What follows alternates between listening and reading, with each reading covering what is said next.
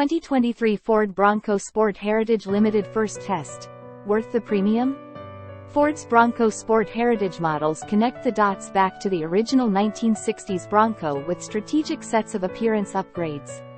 And underneath the special skin of the 2023 Heritage Limited is the very capable Badlands variant of the subcompact SUV, which we've lauded as quick on the road, competent beyond the pavement, and comfortable wherever it goes. So what, if any, added performance does the higher-end Heritage Retro model bring? How quick is it? Given that the 2023 Ford Bronco Sport Heritage Limited is built on the Badlands bones, the on-road performance is similar between the two models. However, mass is part of what separates them. The nostalgic Bronco Sport we tested weighs almost 100 pounds more than a standard Badlands edition. Bronco Heritage Limited modifications account for some of that extra weight, but so does the optional moonroof and cargo management system present on our test SUV. Due partly to the added poundage, this Bronco Sport Heritage Limited is not as quick in a straight line as the 2021 Bronco Sport Badlands we tested. But it's almost as quick as its sibling, and it's still quicker than a lot of other offerings in small SUV class. Compared to the 2021 non-Heritage model we tested with the same 2.0-liter turbo 4 engine and 8-speed automatic transmission, the Sport Heritage Limited needed another 0.8 seconds to reach 60 miles per hour from a standstill. In the quarter mile, the Badlands model crosses the finish line a half second sooner while traveling 1.3 miles per hour faster. The Jeep Compass might be the Bronco Sport's most direct competitor, and there's no way it would have caught this Heritage Limited with its old 177 HP 2.4-liter naturally aspirated inline-4, which needed 9.7 seconds to hit 60 miles per hour. The 2023 Compass gets a new 200 HP 2.0-liter turbo 4, which should improve its quickness. We'll know when we test it, but it doesn't seem likely the Jeep could knock almost 2.5 seconds from its 0–60 mph time, even with its newfound power and 150-pound weight advantage. The Bronco Sport Heritage Limited accelerates smartly, and body motions are well controlled through our skid pad loop and figure 8. Racetrack in a bottle tests, though again the model was marginally slower than the Badlands. Some transmission finickiness reared its head, specifically in manual mode during our testing, but the SUV's power delivery was otherwise smooth. The suspension transmits a stiff on-road feel, but it wasn't especially noticeable. The Bronco Sport Heritage Limited's steering is accurate, but the wheel itself isn't very communicative. The brake pedal is firm and easy to modulate, and it provides a decent initial bite. However, the tall SUV exhibited significant dive during hard braking.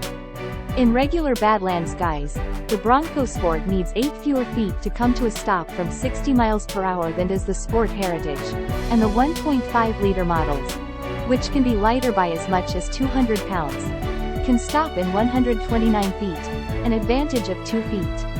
That said, the most recent Jeep Compass we tested needed 133 feet, 2 feet more than the Heritage Limited. On road-oriented tires would probably improve its numbers. Our Heritage Limited test SUV came with knobby all-terrains. They could also improve efficiency, as variants with the smaller 3-cylinder engine provide better fuel economy.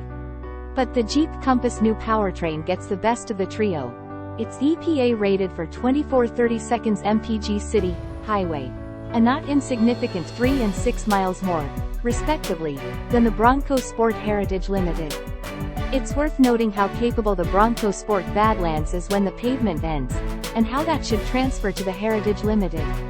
The throwback model receives all of the Badlands goodies: an upgraded rear axle and torque vectoring, an upgraded suspension with increased ground clearance, skid plates, model-specific bodywork, 29-inch all-terrain tires, a nose camera, and additional off-road modes. Meanwhile, the Bronco Sport Badlands excelled on the trails against the Compass Trailhawk with the previous powertrain, and we have no reason to believe it won't continue to do so as a Heritage model. Heritage Limited looks more like the OG Ford wants to take us back to the Bronco's origins with this appearance trim, and it sort of succeeds. On the outside, classic Robin's Egg Blue is one of 3 colors the Limited offers. The others are Yellowstone Metallic and Peak Blue. and it meshes well with contrasting Oxford white bits like the roof and wheels. Splashes of red from the 1960s era badging offer a pop of color, but we're more struck by the Bronco Sport's exterior dimensions in general. With the exterior motif, we'd swear it looked right out of 1966. As it turns out, although it's the smaller Bronco now, the Sport is actually still bigger than the original, about 20 inches longer and 5 inches wider. For what it's worth, the Hyundai Kona, Kia Soul, and Jeep Renegade are all bigger than the original Bronco, too. Interior space is still ample, which means there's more headroom, thanks to a tall roof, legroom, and cubic feet of cargo space than found in the 2023 Compass. The cargo management system in our test SUV is pretty cool, too, as it serves as a lockable shelf divider in the back that can turn into a table and also fold to stow behind the rear seats.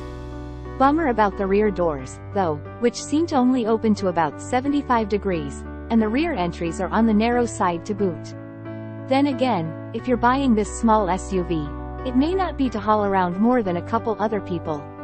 The seats are comfortable enough, and with the Heritage Limited they come trimmed in an almost baseball mitt tan perforated leather. We also like the powered front seats' range of adjustability, but we wish the center console armrest were just as flexible. Huge windows facilitate excellent outward visibility. Although its resolution and functionality are good, the 8.0-inch central touchscreen seems small, especially when Subaru outfits its Crosstrek with an 11.6-inch display. We're also pretty high on all the different places to stash stuff in the Bronco Sport's cabin. There are dash pockets under the infotainment controls and at the bottom of the center stack, and the second row features zip-up pouches and mall pouch elastic storage straps on the back of the front seats. For more than Bronco files? Hardcore fans should dig the 2023 Ford Bronco Sport Heritage Limited most of all, but it's moot now, as the 2023 allotment of 1,966 units, commemorating the original's first year, is spoken for. This test SUV came with a sticker price of $46,455, $150 of which was due to options. That's $6,770 more than the 2023 Bronco Sport Badlands MSRP and $9,115 more than the 2023 Jeep Compass Trailhawk. A hefty sum for some retro panache. Is the styling worth the premium?